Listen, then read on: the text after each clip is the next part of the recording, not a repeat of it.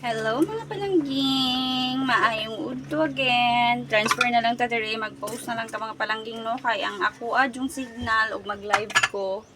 Wala jud mga palangging. Dili gid siya mulaban ako.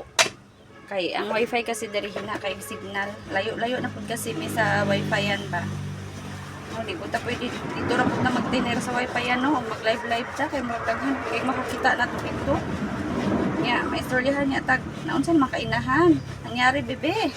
No. So karon naghugas og plato si inahan kay nahulom pa ko sa ako ang mga labuno. Tapos ning paniudto naman pud mga palangging no. Kailangan hugasan kay natambak na mga palangging.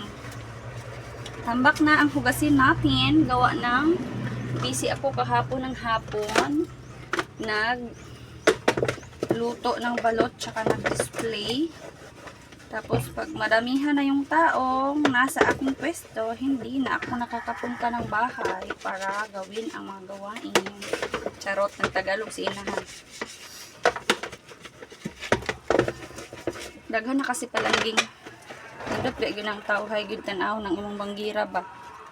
Kay lami ra gid pud sa mata.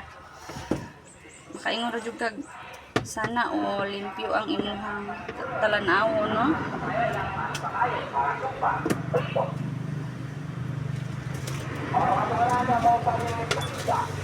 Ayun, gamay na lang po among plato palangging. Wala nang magamit.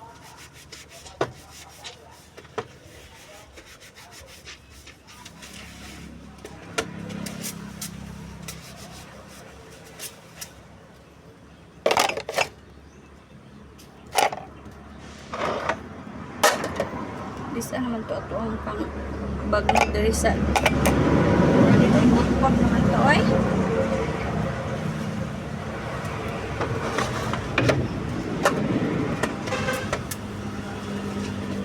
sa mga nanikay-sikay diha nga mga mama nga parehas nako maayong pagpanikay-sikay mga inahan bisag kapoy kay tanoy parang hago na kay taba dayon para sa nang gikanta ng laba tungod kay mo hikay para nato aw kita gihapon hikay gihapon para kaunon magkuan gihapon ta maglungag maghugas og plato swerte na lang kayo nga nakay kauban sa balay nga magpreparar pod moabag preparar nimo ba sa mga hikayunon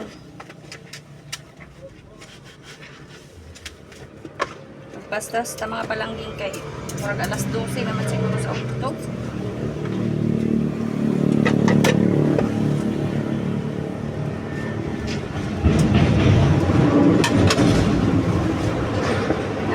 Kanon mga palangging. Kulang na lang is sudan o kaning pagpanghugas og plato. Kay gusto ko mukaon ko kanang di ba ko naon ba kapuruy-huway po ko kay mangusumang ko niya taon-taon. Dayon pagka human ako maabtan og udto-udto na magpreparar na pugos ako ang kuan sa ako ang balot. Magluto na po ko para display.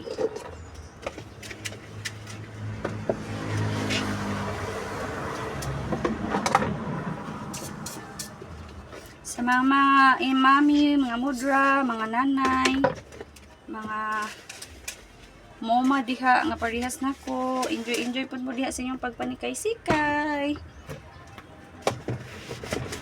Bye-bye. Ingat lagi mga palangging.